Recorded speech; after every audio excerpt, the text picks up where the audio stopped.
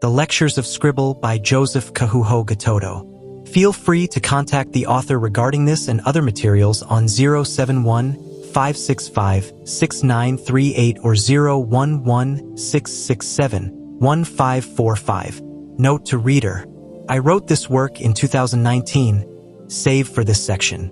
The print credit, however, reads 2021 because the work is part of a larger one titled Concepts of Existence and the 3 lectures from Scribble, an already published work. Needless to say, I may enlarge this at a later time in the future because there is much to be said concerning the tactics of the enemy, and every bit of true knowledge is with infinite benefit. So, there is much to be said and much to know. As such, I do not claim to know much but little. And it is from this that I speak from an enlightened mind dovetailed with an understanding of the imperatives of warfare that, most assuredly, involve teaching and transmitting information through the various ranks of entities and persons involved in spiritual warfare, which is fought in ranks Daniel 10. Further, some tactics of warfare, besides gathering intel, are so minute and simple that many ignore them as tactics of warfare. It is not always the complex tactic that wins battles but the simple. The enemy knows this and oftentimes uses the simple to bring down the mighty, the little to tear down the great. As it is written, "The little foxes ruin the vineyard." Know then that the potency of the little is great and the little is mighty in another layer and aspect of reality. Ergo, mind the little things. Victory is in the simple and little things of life. After all, didn't a stone kill a giant? Didn't a little shepherd kill a skilled and trained warrior? Again, if a little is mighty, little things are mighty than the little thing. Many little things bring down many mighty men. Still, strength in numbers means strength in many little things. Accordingly, the knowledge before you is little and mighty. The aspects mentioned are little but mighty in effect, if considered properly and rightly. Feel free to ask questions and to forward your remarks. Introduction. That we may be aware, alert and walking with our eyes in the light and with light in the light, keeping in step with the light in whom there is no darkness. Lecture 1 of Men and Relationships. In dealing with men and relationships, you must comprehend that there is always a preference. As such, you must present an idea of perfect beauty. Make it so pleasing that they fall in love with the woman or man in their mind who doesn't exist. Unbeknownst to them, they will compare the real with the unreal and love the inexistence. By this act, you will achieve delayed marriages, and if you play it out well, no marriages at all. They will keep looking for what doesn't exist, and if they happen to have a little glimpse of light in the tunnel you have placed them in, by meeting someone who fights the idea, remind them of the perfect qualities of their mental construct. Our foe will often bring several women to get the fellows out of the illusionary to the real. He does this several times till the imaginary gives way to the real. He will have them face the truth of their existence and of beauty, that there is none that is truly perfect but rather that each is perfect in and with its imperfection. I know. It sounds absurd, but it is, believe me, a truth, a paradox. The idea behind our foe is that in accepting each other with their imperfections, the little nitwits will have reflected their relationship with him and with it, his nature. This takes us back to the fall when our dear ruler corrupted the image of God in them. Our foe aims at taking them back to Eden. Our aim and that of our grand ruler is to keep them from Eden and take them away from Eden in whatever way possible. So, when one begins to cause the idea of perfect beauty to fade, remind them of the qualities they fell for and convince them that the person exists. Tear them from the reality of beauty, that it is with elements of imperfection, wherein lies the reality of the fall of man. Throw in hope if you have to. As a matter of fact, use it. Cause them to hope for what doesn't exist to keep them from what exists. In stating that you, my dear students, should make them hope for what does not exist in place of what exists, I mean that you should make them desire what is non-existent because what they hope for, within and in the ambit of intelligent hope dovetailed with a sane understanding of life and its structure, exists. The foe causes them to hope for things that exist in him and or have existence already from him and, therefore, are. The woman or man that is hoped for in the aforesaid reality is having already been in the foe and having become from the foe. Knowing this aids us to deceive. Deception is sweet when it is for the inexistent. Indeed, false hope is most true when what is hoped for does not exist. The enemy does not have them hope for what is not. Though in their immediate, their present, it does not exist, and likewise that which they hope for in the sense of person also exists in the same state as they do, in expectation of what is but is not. It is in its respective reality but not in their present reality, but both are in the same reality. They exist in the physical realm, the earth. Our aim is to cause them to hope for what is lacking, perfect beauty, and, therefore, miss true beauty. You see, my dear students, true beauty is perfect imperfectly and therein perfect perfectly. But false beauty is perfect perfectly without imperfection, which is unbecoming of humanity while they walk this earth, and this is what we would have them desire. Allowing them to know the aforementioned draws them to Eden. Deceiving them and causing them to love perfect beauty, the non-existent, takes them far from Eden. This takes us back to the fall, when our dear Father corrupted them. Our enemy aims to take them back to Eden. Our aim and that of our Father is to keep them from Eden using any means necessary, with the end being hell. So, when one begins to cause the idea of perfect beauty to fade, remind them of the qualities they fell for and convince them that the person exists. Tear them from the reality of beauty, that it is with elements of imperfection, wherein lies the reality of the fall of man. Throw in hope if you have to. As a matter of fact, use it. Cause them to hope for what doesn't exist to keep them from what exists. By this strategy, they will search and look for what does not exist. And when they think they have found it, by thinking they have found it, I mean when we have brought and caused them to fall in love with a girl or boy of our choice who has perfected the art of pretense by being one way, yet is not as they seem, who is of cause part of our kingdom and walks according to our ways, they will find out that they have not, and we ought to repeat this several times to cause them to lose the desire for marriage altogether. And if we cannot do that, we can at least cause delayed marriages. The aforementioned is a perfect tool to cause and create anachronistic realities. There are times set for them to walk into marriages, and we seek to have them miss these times and the seasons inherent therein, which is having them exist in our reality, rather than in the reality of what is written about them, which is His plan for them, the aim of which is drawing them to Himself and revealing His love and mercy for them by using the marriage itself as a means. Do not be senseless. You must understand that marriage, as it is written in Ephesians 5, is appointed to reflect the nature and relationship of God with them. The institution was created to reverberate the person of God. It was intended that both male and female, who are reverberations of Him in their distinct genders, ought to reflect Him together. The man to see Him in the woman and the woman to see Him in the man through the expressions of the masculine and the feminine, which find their fullest expression in Him, which is of cause, something we have managed, with the media, to avert, and we ought to do so consistently and deprive them of this Edenic truth. The fall gave us access to the feminine and masculine to manipulate, and we have done so for centuries. The woman has been looked at as lesser in reverberating Him and the male as His perfect expression.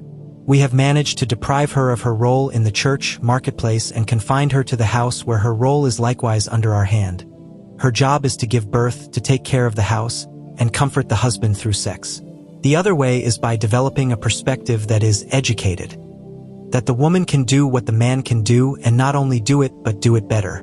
This is the motto of most earthly women development and empowerment movements, which is our doing.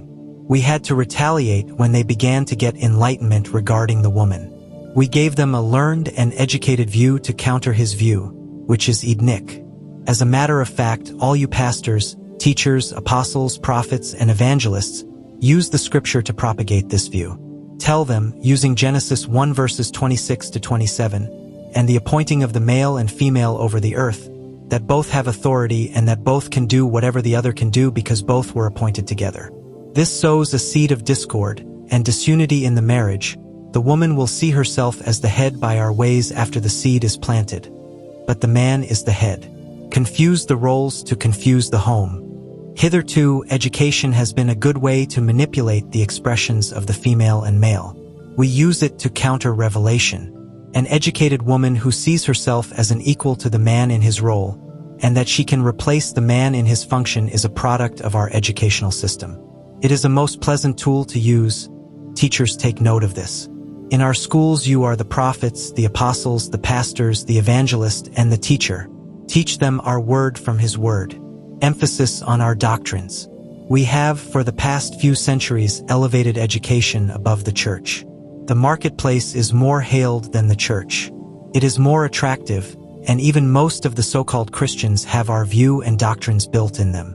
We have managed to cause the wives of pastors, and even the pastors themselves, to hold this doctrine by the challenges we have brought their ways and those he has allowed them to go through for his glory and their good. We have managed to corrupt by planting a seed of doubt in them. It is for this reason that many women see themselves and consider themselves better than men. They are trying, even those in the church, to be men, though unconsciously.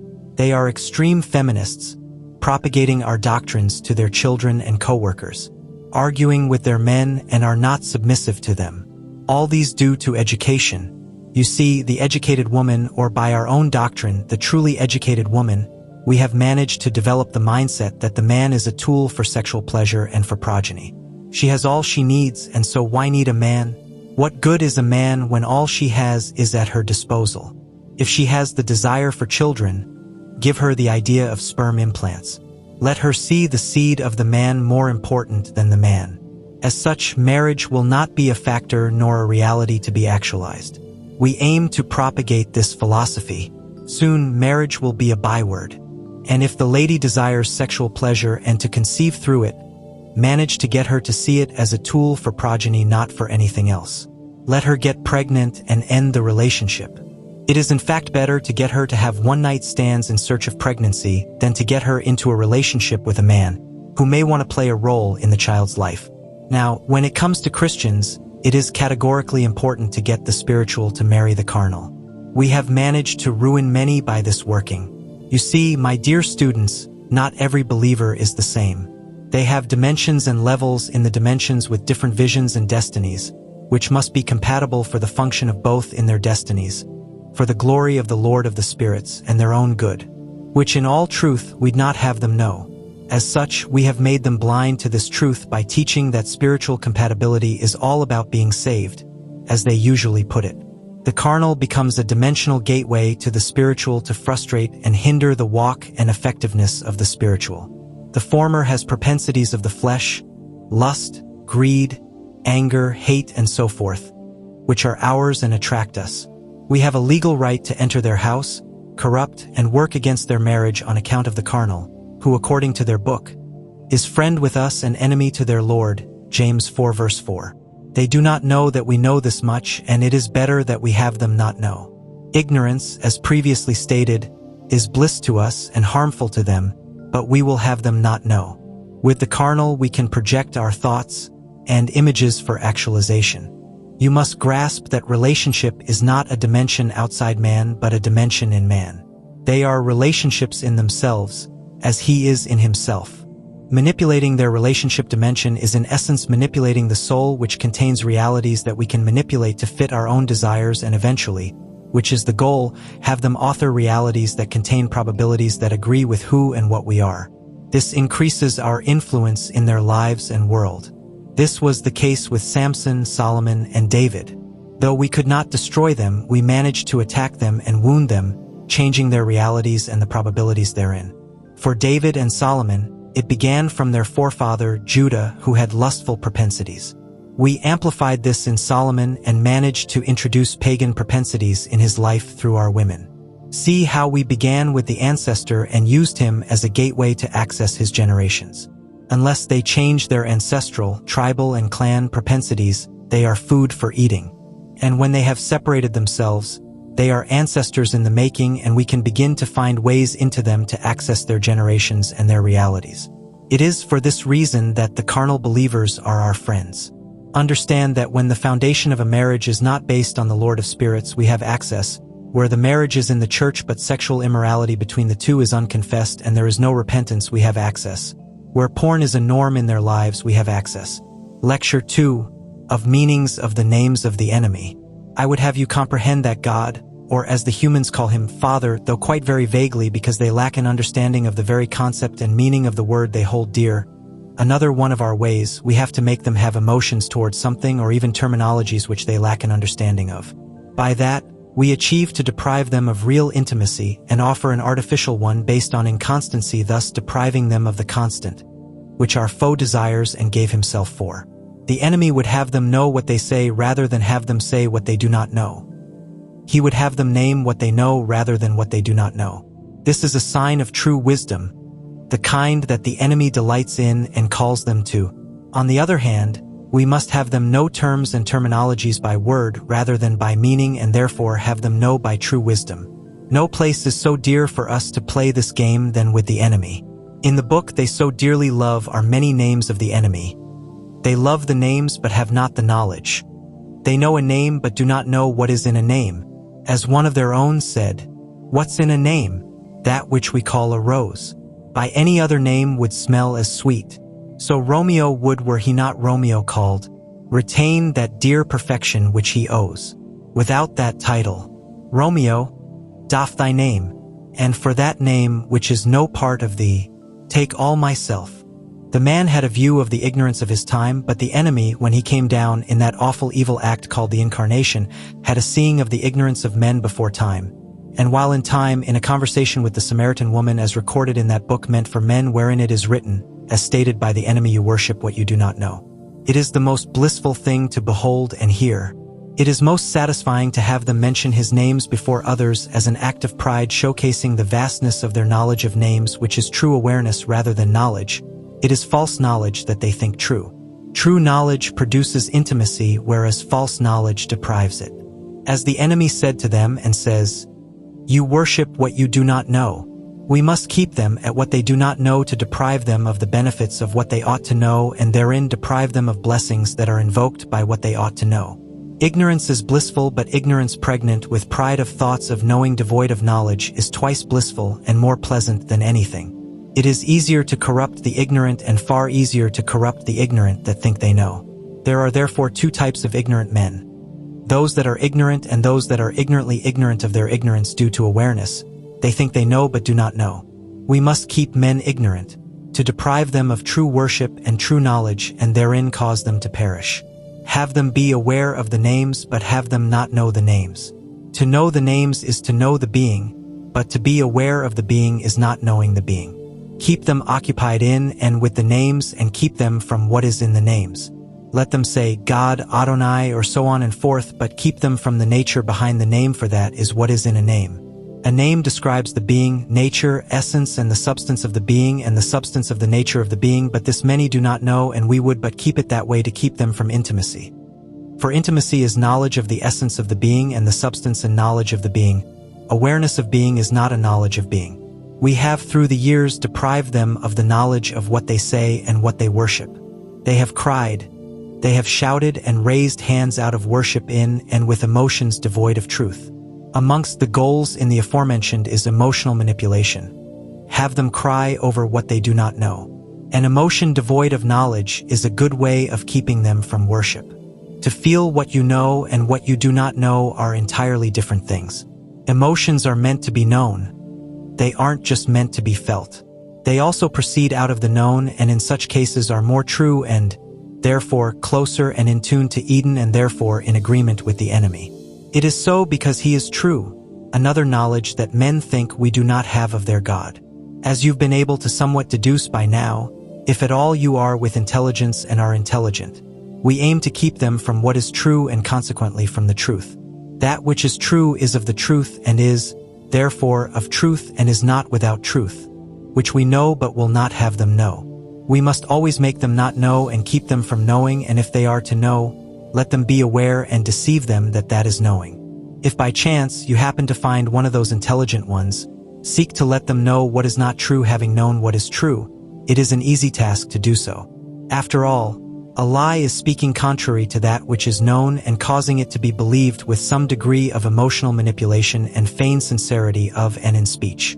Meanings must be kept from their minds. For to know is to understand the meaning of and therein have intimacy with. This is the reason the book written to them, and for them, carries the word knew or came to know when speaking of sexual intimacy rather than they had sex. The act itself is a knowing and a coming to know while within. It involves being in the inside of the object of knowing, and therefrom and in one comes to know in the most perfect of ways. Verily, to know is to come within and be within while traveling within the same in the same to the same. It is an understanding of a person through the taste of a person rather than an act of pleasure.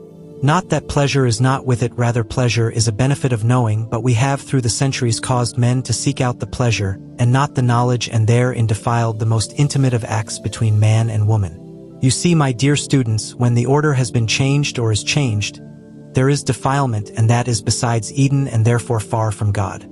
The act is for the understanding of person through the taste of person, but that the act has pleasure and is with the pleasure of the senses, we have caused men to value the latter rather than the former.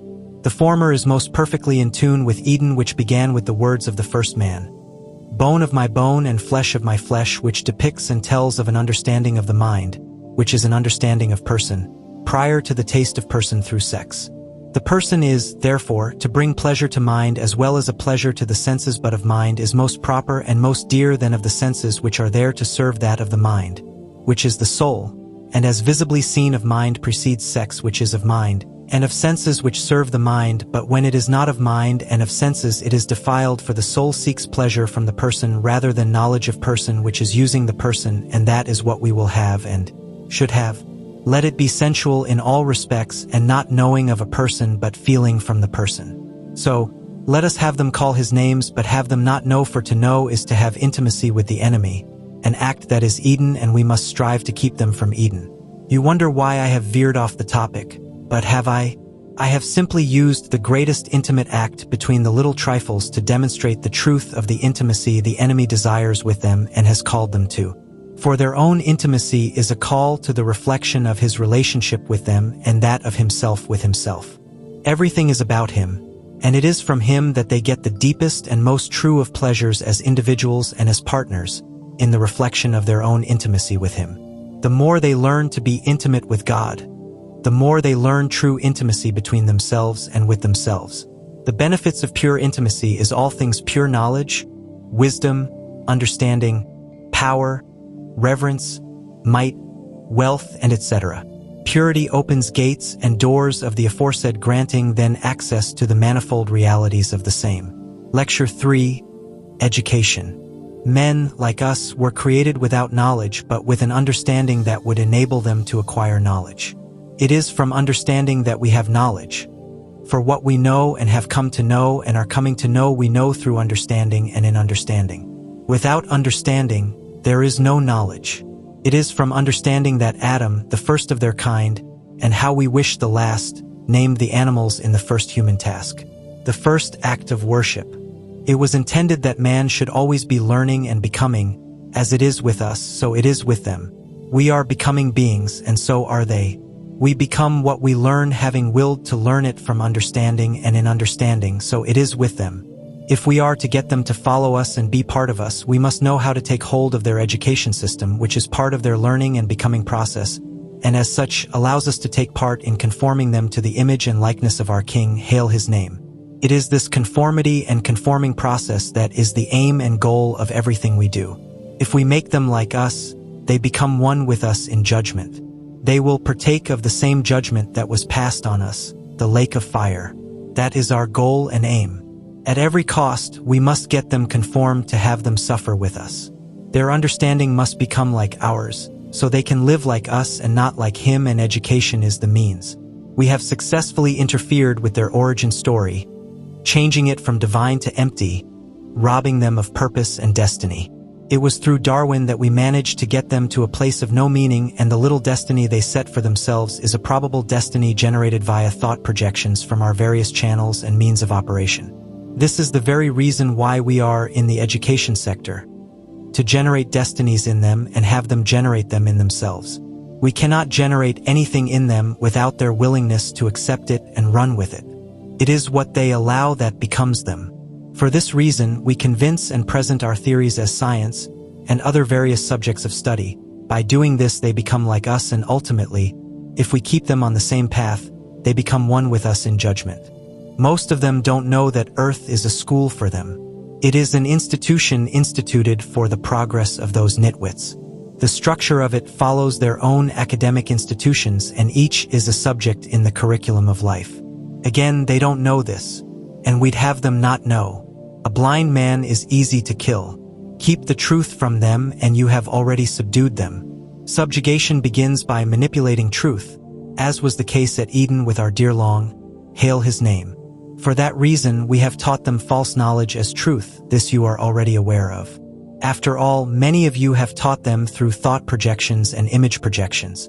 You've whispered many things that they have believed. One case comes to mind, of a lady that one of you managed to bring to our lovely dark quarters after she broke up with her fiancé right before her wedding. If my memory serves me right, the devil in charge of her told her things along this line. You are the problem. No one will ever marry you. No one will ever love you. No man wants you. Haven't you been dumped in every relationship you were in? Why is it that you are the one that is always dumped? Such thoughts and many others resulted in her death right after she entirely gave up on marriage. This sort of education is our kind. Be a master of it and you'll achieve a lot. Now, the reason the aforesaid and all said hitherto in this third lecture works is because education determines perspective. It creates propensities, activates the same, amplifies the same, awakens and elevates the same. This is, in the general sense, in the positive and negative reality of inclinations. We seek to activate the negative and potentialize the same to shape them into our image and likeness. If they are like us, they'll partake of our judgment. So, we use teachers to instruct them and shape them after us. Therefore, find yourself a teacher, then frustrate her in all ways. Attack her from all corners and get her irritated. This makes them intolerant and easily irritable. It ensures that they'll burst out on the kids and end up frustrating them. Ultimately, the kids will hate the teacher or the subject. Either of the two gives us access to them. Think of this. One of those little nitwits may be destined to be a writer, and if we attack the English teacher and cause them to frustrate the child in whatever way, the desire may die or be realized at a later time in their life. Both work for us because delay can cause depression, regret, frustrations, compromise, and death. I have already talked about activation of inclinations and such things. So, I don't need to talk about the death of the desire to be a writer and its dependence on the education the little nitwits receive. I will, however, include this fact. The desire may be latent, but the experience can cause it to die. That an inclination is not active doesn't mean it can't be killed. All possibilities exist, whether seen or not. Know this and operate from it. Many sacks of meat don't know this, and this is to our advantage. Remember, what they don't know hurts them. That's why we have lied to them and told them what you don't know won't hurt you. You see, if you are betrayed, the betrayal works against you whether you know it or not. Knowing that you've been betrayed brings the experience of what is working against you to your awareness. It doesn't prevent it from working against you and hurting you in that respective sense. That you are not aware of something doesn't mean it doesn't affect you. That's why we have them believe we don't exist. The wisest and most learned of them don't believe we exist. They say it's illogical, and where do you think that system of knowledge came from? We educated them. So, know that you are educators and perfect this line of work to perfectly perfect them in our image and likeness. After all, educators shape the future. This is rightly so because knowledge is the basis of consciousness activation, expansion, elevation, dovetailed with the construction and deconstruction of reality in physical and spiritual terms. The technological and infrastructural development of a people emerges from their learning. The possibilities of a land is primarily dependent on their academic system, the structures and curriculum therein involved. If these meatbags paid attention to how they structure their education systems, we would have a lot of trouble. So, the more we can manipulate their educational systems, the easier it is for us to tie them down as a people. For this reason, we manipulate the powers that be in every age so that they can take tomorrow's leader through our systems for indoctrination. Heck, the powers that be went through our educational system. They are our graduates. Some are implementing our structures and systems in the next generation through the guise of reviewed systems to adapt to the present needs of the society and the global village. Now, if these ignominious lot ever paid attention to nature and the natural laws, they'd have no issues with their academic systems. But they don't consider what's before them. They'd rather be entertained than be educated. And wouldn't you know it, even that which entertains them is meant to educate them, but they are blinded by the pleasure of drama and fiction to the point that why don't see what they ought to see in what they are watching. They don't know that truth expresses itself in all facets of life and that in every reality of existence, there is a lesson and a truth to be gathered. They forget their traditional ways of learning, especially the Africans who taught truth through oral literature. They told stories full of truth and communicated our various dealings via the same. Every child knew the value of stories and gathering by the fire. Lessons were in stories and stories were lessons. Reality was perfectly blended to fiction, which is a conveyor of truth and a genre of truth. But we have managed to change cultures by the invention of the television, which, unbeknown to them, was designed to spread truth and enlighten hearts. But since they don't consider the truth nor the reality of their own existence, they don't see what they should nor know what they should know. Insight behooves them. Sometimes we wonder at their ignorance. Their constant foolishness amazes us. Nevertheless, it is to our benefit and we manipulate them right into our quarters.